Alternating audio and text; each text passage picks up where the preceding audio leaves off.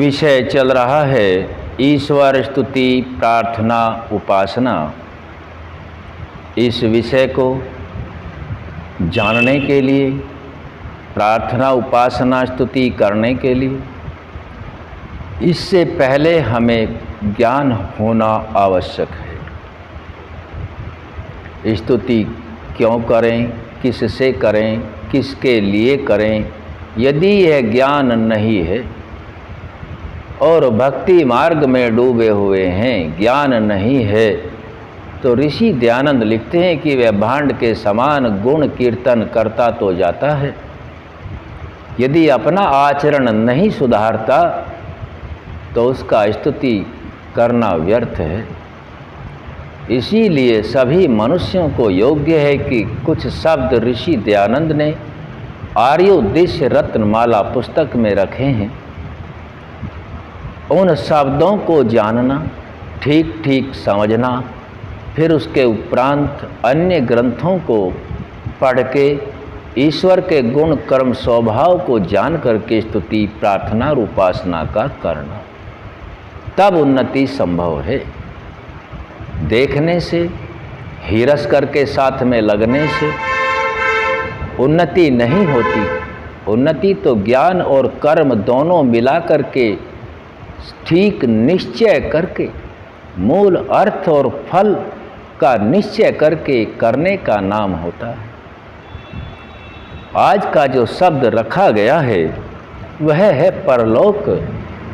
परलोक किसे कहते हैं? बोलने में तो सीधा सा है, पर माने दूसरा लोक।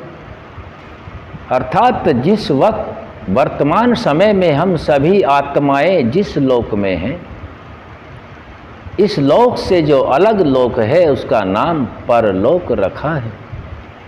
और परलोक की परिभाषा ऋषि दयानंद अपने शब्दों में करते हैं। क्या कहते हैं ऋषि परलोक के विषय में? ऋषि बता रहे हैं कि जिसमें सत्य विद्या करके परमेश्वर की प्राप्ति पूर्वक इस जन्म व पुनर्जन्म और मोक्ष में परम सुख प्राप्त होना है, उसको परलोक कहते हैं। परलोक का अर्थ ऋषि दूसरा लोक भी नहीं रखते, इस लोक को भी कहते। इस लोक का जिसमें वर्तमान में आत्मा है, इसको भी ऋषि परलोक के समान समझते। इसको समझने का प्रयास करेंगे। क्या बताया है कि जिसमें सत्य विद्या करके, सत्य विद्या अर्थात मनुष्य को अपनी बुद्धि का विकास अर्थात विवेक को जागृत करना होगा। विवेक का अर्थ है कि सत्य और असत्य क्या है, कर्तव्य और अकर्तव्य क्या है, धर्म और अधर्म क्या है। इन तीनों को समझने के उपरांत जो निश्चय होता है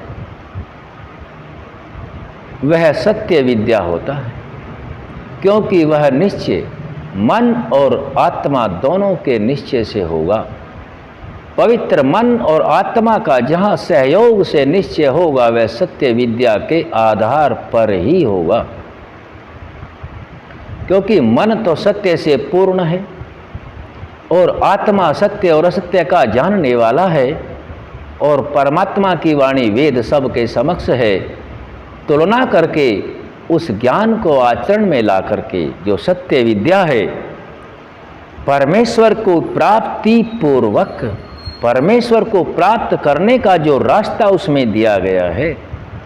फिर आगे लिखते हैं इस जन्म में या पुनर्दूसरे जन्म में और सबसे उत्तम मोक्ष में परम सुख का प्राप्त होना है, उसको परलोक कहते हैं। हम सभी आत्माएं वर्तमान में इस शरीर में मौजूद हैं।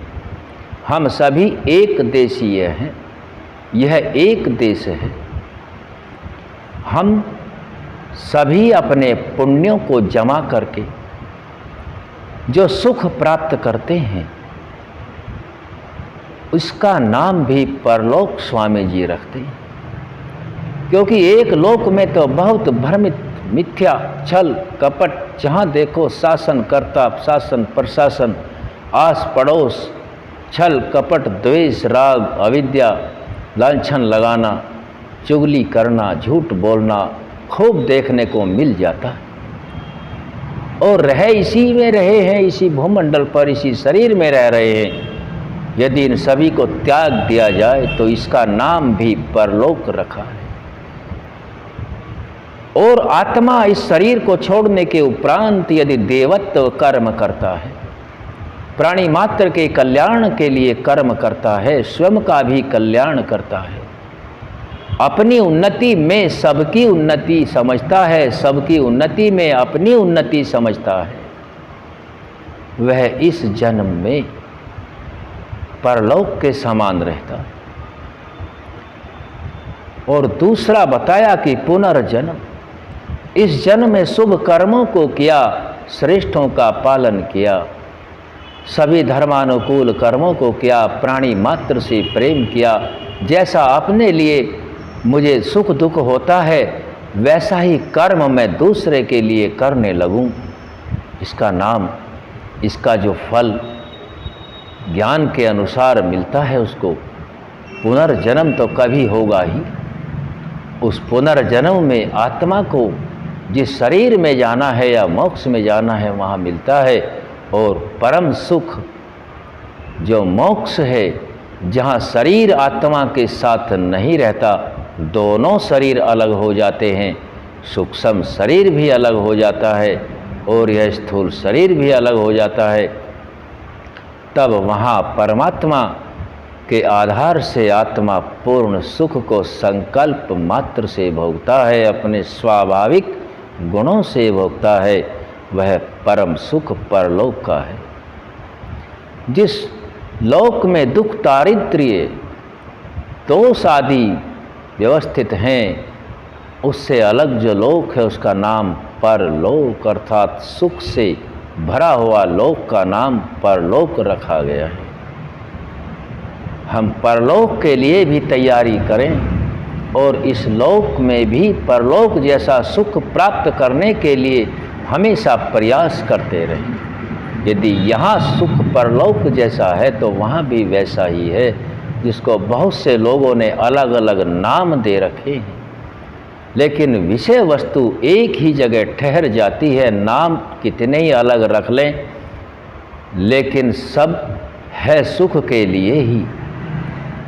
आत्मा जितने भी कर्म करता है सुख के लिए ही करता है, और परमात्मा का ज्ञान वेद भी सुख प्राप्त करने का ही निर्देश देता है।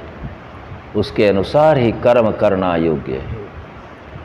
कोई जन्नत कहे, कोई सातवां आसमान कहे, कोई चौथा कहे, कोई क्षीर सागर कहे, कोई मोक्ष कहे, लेकिन विषय तो जुड़ा हुआ केवल सुखों से ही है। और जब तक शरीर आत्मा के साथ जुड़ा रहेगा पूर्ण सुख तो न होगा, क्योंकि जब भोग होगा तो शरीर होगा, शरीर होगा तो भोग भी होगा, और भोग है तो कुछ ना कुछ उसमें क्षय होगा, रोग भी होगा, दोष होंगे। तो इस शरीर को चलाने के लिए बहुत कुछ आवश्यकताएं पड़ती हैं अन्य शरीरों। सभी शरीर पवित्र नहीं होते, अपवित्र का भी सहारा लेकर के अपना कार्य करना होता है। इसलिए पूर्ण सुख तो जब ही होगा जब केवल सूक्ष्म शरीर बचेगा, या अपने अथक प्रयास से, योग क्रिया आदि कर्मों से सूक्ष्म शरीर को भी अलग किया जाएगा आत्मा के द्वारा, तब होगा। उसका नाम परलोक रखा गया है।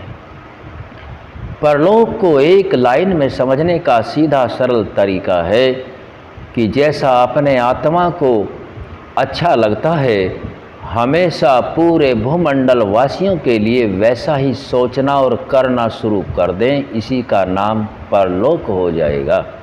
ओम छप